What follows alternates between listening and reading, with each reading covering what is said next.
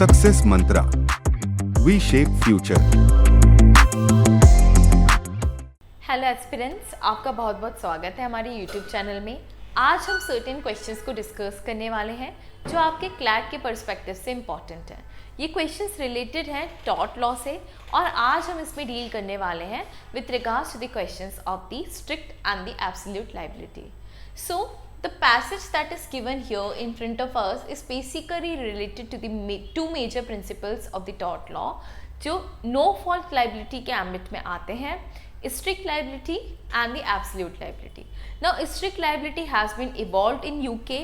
On the other hand absolute liability का principle जो है वो इंडिया में इवॉल्व हुआ था। स्ट्रिक्ट लाइबिलिटी जो है वो रेलन वर्सेस फ्लेचर के केस में इवॉल्व हुआ था और एब्सोल्यूट लाइबिलिटी जो है वो MC Mehta versus Union of India के केस में इवॉल्व हुआ था। तो इसी के असेंशियल एलिमेंट्स यहाँ पे दिए गए हैं और इसके पहले जो हमने वीडियो बनाया था उसमें जो कंसेप्ट टॉक हमने करी थी स्ट्रिक्ट एंड एब्सोल्यूट लाइबिलिटी को हमने डिटेल में उसमें डिस्कस किया था। Now coming to the questions, जो पहला क्वेश्चन हमारे पास है वो ये है कि एक महावीर एंटरप्राइजेस है जो कि डील करते हैं for the procurement as well as the manufacturing of the pesticides और जो कि सिटी ऑफ जौनपुर में सिचुएटेड है। अब क्या होता है, एक फैक्ट्री वर्कर के नेग्लिजेंट एक्ट की वजह से जो सर्टेन लीकेज है पेस्टिसाइड गैस का वो उस एरिया में हो जाता है।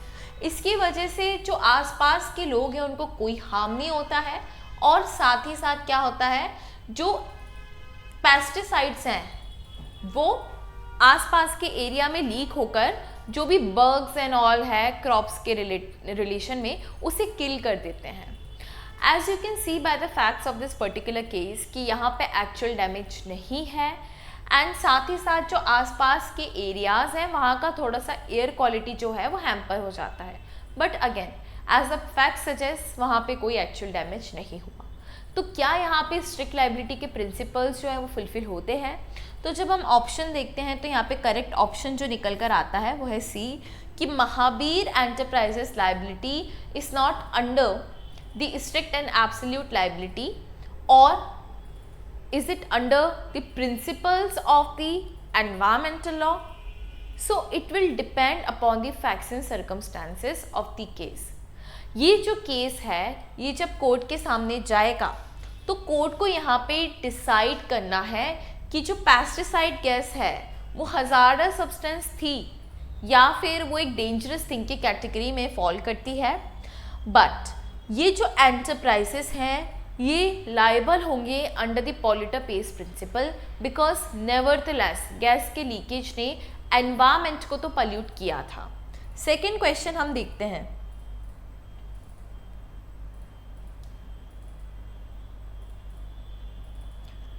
सेकेंड क्वेश्चन है कि 7 मई को मेजर लीकेज होता है स्टाइरीन गैस का विशाखापट्टनम में। Now this is a real case. Visakhapatnam में जो एक प्लेस था वहाँ पे स्टाइरीन गैस का लीकेज हुआ था जिसको विजाक गैस लीक ट्रेजेडी भी हम लोग कहते हैं नॉर्मली अगर हम देखें तो एक्सीडेंट जो था उसकी वजह से पॉलीमर प्लांट जो है वहाँ पे लीकेज होता है और स्टाइरीन गैस का जो अमाउंट है इन द एनवायरनमेंट में वो बहुत ज़्यादा हो जाता है। ये जो गैस है ये हजार्डस केमिकल की कैटेगरी में आती है if we go by the but if we go by the rule 2E plus the entry 583 of the hazardous substance act, उसमें जो कि सर्टेन सब्सटेंस की कैटेगरी दी गई है। If we go by this particular entry तब वहाँ पे स्पेसिफिकली लिखा है कि ये जो गैस है ये एक हजार्डस सब्सटेंस की कैटेगरी में आती है। अब आप देखिए सारे एसेंशियल कंडीशंस यहाँ पे फुलफिल हो रहे हैं, हजार्डस सब्सटेंस भी है, there is the leakage as well as क्या हो रहा है उसकी वजह से जो एयर क्वालिटी इंडेक्स है दैट इज़ बीइंग हैम्पर्ड और जो लोग वहाँ पे लोकेलिटी में है या फैक्ट्री में है उनको सांस लेने में इसकी वजह से प्रॉब्लम हो रही है। So all of the essential condition of the absolute liability are being fulfilled here. So जो हम करेक्ट ऑप्शन यहाँ पे देखते हैं वो है हमारा option number A. The enterprise is liable under the principle of the absolute liability. Moving ahead, ये प्रिंसिपल कहता है कि जो एक्ट ऑफ गॉड है ये टोटल डिफेंस देता है हमें स्ट्रिक्ट लाइबिलिटी से। वाई? बिकॉज कुछ एक्स्ट्रा ऑर्डिनरी फोर्सेस होते हैं which is beyond the human control, और इसकी वजह से अगर कुछ तबाही होती है या कुछ डैमेज होता है तो उसे एक्ट ऑफ गॉड कहते हैं। जब हमने जनरल डिफेंस पढ़ा था तो उसमें हमने देखा था कि जो एक्ट ऑफ गॉड है it is a complete defence under the law of taught. Now moving ahead, जो फैक्ट्स हैं वो ये है कि डॉक्टर स्टोन है जो कि एक रेनॉल्ड साइंटिस्ट हैं, वो अपने ही प्रेमाइसिस में सर्टेन केमिकल्स को स्टोर करके रखते हैं और वहाँ पे वो एक्सपेरिमेंट को कैरी ऑन करते हैं। एक दिन हैवी रेनफॉल की वजह से, आप यहाँ पे फैक्ट्स को अच्छे से पढ़िएगा, नॉर्मल रेनफॉल नहीं लिखा, हैवी रेनफॉल यहाँ पे लिखा हुआ है। हैवी रेनफॉल इतना था कि पास्ट 30 ईयर्स में ऐसा रेनफॉल आज तक नहीं हुआ था। इसकी वजह से सर्टेन केमिकल्स लीक होके उनके घर से निकल कर जाते हैं और आसपास की लोकेलिटी का जो वाटर रिसोर्स है उसको पोल्यूट कर देते हैं। Now you have to decide the liability of doctor Stone. तो यहाँ पे जो करेक्ट ऑप्शन हमें दिख रहा है वो है option number C, that the doctor Stone is not liable because it happened because of the act of God. अब ये पैसेज जो है ये कई सारे प्रिंसिपल्स के बारे में डील कर रहा है। एक है पोल्यूटर पेज प्रिंसिपल जो कि एनवायरमेंटल लॉ का एक प्रिंसिपल है कि जिसने भी पोल्यूशन करा है that person has to compensate the persons जिनको भी उस पोल्यूशन की वजह से नुकसान हुआ है, as well as that person has to compensate for polluting the environment per se. Strict liability के प्रिंसिपल की यहाँ पे बात हुई है जो कि हम पहले भी कई बार डिस्कस कर चुके हैं, और एब्सोल्यूट लायबिलिटी के प्रिंसिपल्स के बारे में भी यहाँ पे बात हुई है। अब हम यहाँ पे एक क्वेश्चन को देखते हैं। तो क्वेश्चन ये कहता है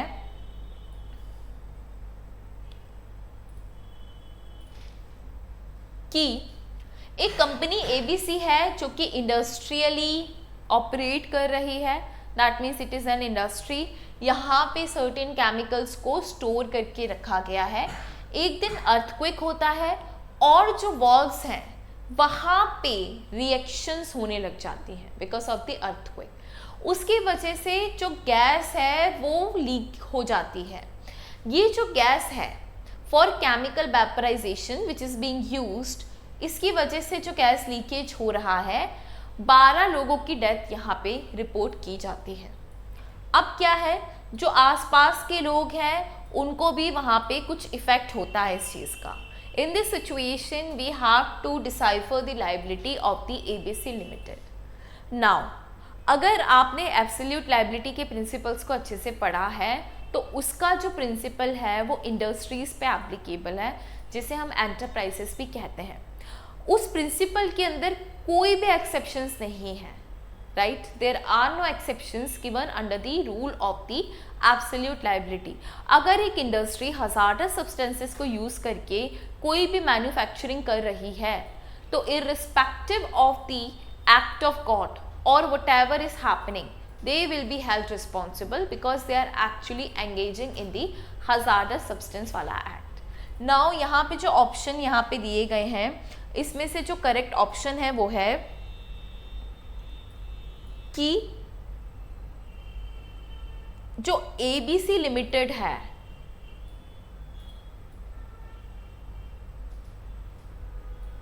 ओके, ऑप्शन नंबर बी जो है यहाँ पे वो करेक्ट है कि जो ABC लिमिटेड है can be held liable under the polluter pays principle and the principles of the absolute liability, but they are exempted from the rule of the strict liability because सारे essential conditions जो है वो absolute liability के यहाँ पे fulfil हो रहे हैं। आगे बढ़ते हैं। सो नेक्स्ट क्वेश्चन है कि ये जो रमन है इज़ अ फैक्ट्री ओनर जो कि एक रेसिडेंशियल एरिया में फैक्ट्री को ऑपरेट कर रहे हैं। The factory is concern with the cloth dyeing for the purpose, इसके लिए कई सारे केमिकल्स को यहाँ पे यूज़ किया जा रहा है। अब केमिकल्स तो यूज़ हो रहे हैं बट वो यहाँ पे प्रॉब्लम नहीं है। यहाँ पे जो प्रॉब्लम है वो ये है कि वाटर रिक्वायरमेंट बहुत ज़्यादा है बिकॉज डाइंग के लिए केमिकल के साथ साथ वाटर की भी ज़रूरत पड़ती है। So to procure the water and to fulfil the necessity of the water, उन्होंने क्या करा, एक रिजर्वायर अपनी प्रेमाइसिस में बनवा लिया। रेलैंड वर्सेस फ्लेचर के केस जैसा ही है ये। रिजर्वायर वो चीज़ है जिसमें ह्यूज क्वांटिटीज में वाटर को स्टोर किया जाता है।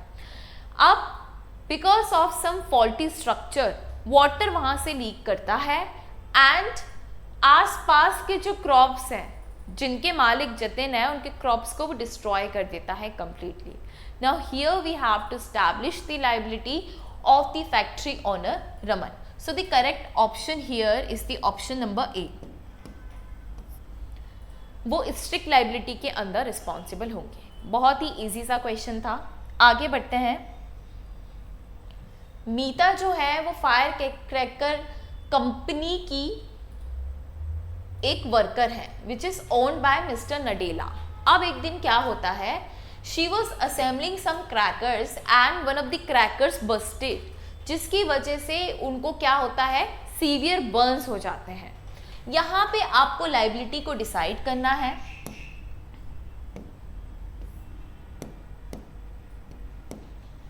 ओके, सो यहाँ पे जो करेक्ट ऑप्शन है वो है option number D. Reason being mister Nadella is not liable under the टॉट ऑफ द स्ट्रिक्ट और द एब्सोल्यूट लायबिलिटी। अब आप ये सोच रहे होंगे कि मीता को नुकसान भी हुआ और किसी ने यहाँ पे रिस्पॉन्सिबिलिटी भी नहीं ली, तो बेटा रीज़न इसके पीछे का ये है कि स्ट्रिक्ट लायबिलिटी के जो असेंशियल्स है वो यहाँ पे फुलफिल नहीं हो रहे। और फायर क्रैकर्स की जो फैक्ट्री हैं वो छोटी मोटी फैक्ट्रीज भी होती हैं कई बार, तो यहाँ पे एब्सोल्यूट लायबिलिटी के भी असेंशियल कंडीशंस फुलफिल नहीं हो रहे हैं, क्योंकि एब्सोल्यूट लायबिलिटी में there has to be an industry और the enterprise which is not the case here. So mister Nadella if we go by the passage he will not be responsible, but उनके ऊपर certain अलग तरीके की responsibility बन सकती है, कोई दूसरा एक्ट में बन सकती है, right, but not in this particular passage के अकॉर्डिंग कोई भी उनकी लायबिलिटी यहाँ पे नहीं बन रही है। क्वेश्चन नंबर 7 हम देखते हैं। Anita runs a small bangle making factory in Bomai Nagar. 10 labours उनकी फैक्ट्री में काम करते हैं। Because of the negligence of one of the labours एक फायर इंसिडेंट फैक्ट्री में हो जाता है।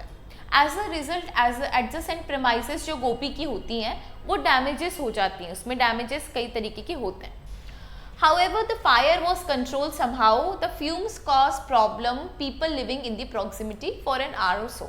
You have to decide the liability of Anita जो कि एक बैंगल मेकिंग फैक्ट्री को रन कर रही है। अब बैंगल मेकिंग फैक्ट्री तो यहाँ पे समझ में आ गया कि it is not something which is the hazardous substance, right. तो यहाँ पे जो लायबिलिटी अनीता की बन रही है, करेक्ट ऑप्शन यहाँ पे है बी कि Anita is not liable under any of the टॉट mention in the passage. Why? Because ये जो भी चीज़ हुई थी it is neither the hazardous substance, it is neither the industry जहाँ पे हम बोलते हैं हजार्डस सब्सटेंस को स्टोर करके रखा जाता है, नॉर इट इज़ समथिंग जो कि स्ट्रिक्ट लायबिलिटी के एम्बिट में आएगा। ओके, तो क्यों? क्योंकि फायर इंसिडेंट हुआ, गोपी के घर में भी कुछ आग वाग का सीन हमने देखा है, लेकिन स्ट्रिक्ट और एब्सोल्यूट लायबिलिटी नहीं होगा बेटा। ये क्या हो जाएगा? नेग्लिजेंस हो जाएगा। Because of the negligent act on some other person fire incident यहाँ पे हो गया। फायर इंसिडेंट कई बार हमें लगता है स्ट्रिक्ट लायबिलिटी है, but it is not the case. कई बार घर में भी आग लग जाती है और घर में हम नॉर्मल चीज़ों को यूज़ करते हैं तो भी आग लग जाती है। So you have to be able to differentiate between the strict liability as well as the टॉट ऑफ द नेग्लिजेंस। आगे बढ़ते हैं।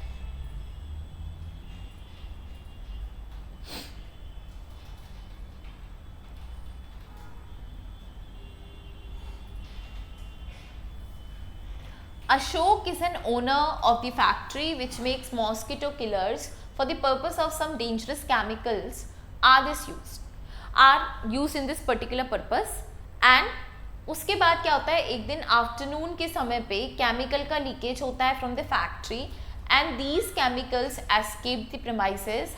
हाउएवर कोई भी डैमेज अगर वहाँ पे होता उसके पहले केमिकल को स्टॉप कर दिया गया था फ्रॉम स्प्रेडिंग फर्दर। रूपा जो है वो फैक्ट्री के आसपास ही रहती थी, उन्हें पता चला कि इस तरीके का इंसिडेंट हुआ है, उन्होंने कोर्ट में जाके केस कर दिया। Now you have to decide the liability. So the correct option here is the option number A. जब आप असेंशियल एलिमेंट्स देखेंगे तो यहाँ पे जो डैमेज का असेंशियल एलिमेंट है वो फुलफिल नहीं हो रहा है, डैमेज किसी को भी नहीं हो रहा है, रूपा को भी नहीं हो रहा है, तो स्ट्रिक्ट लाइबिलिटी एब्सोल्यूट लाइबिलिटी यहाँ पे कुछ भी नहीं बनती है। अब आगे बढ़ के दूसरा हम पैसेज देखते हैं।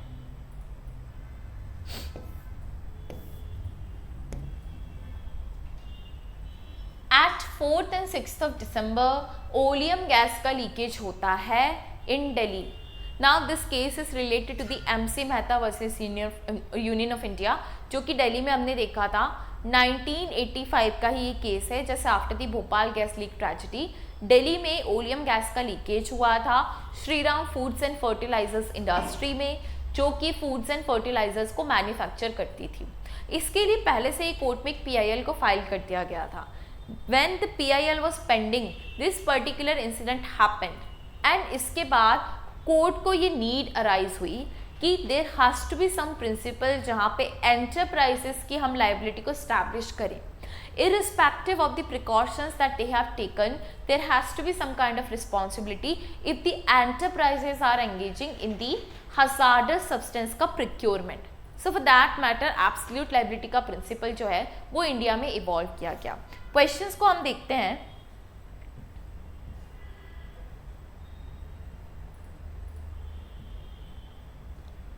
So the writ petition in the Supreme Court is filed under which of the following article? So the answer is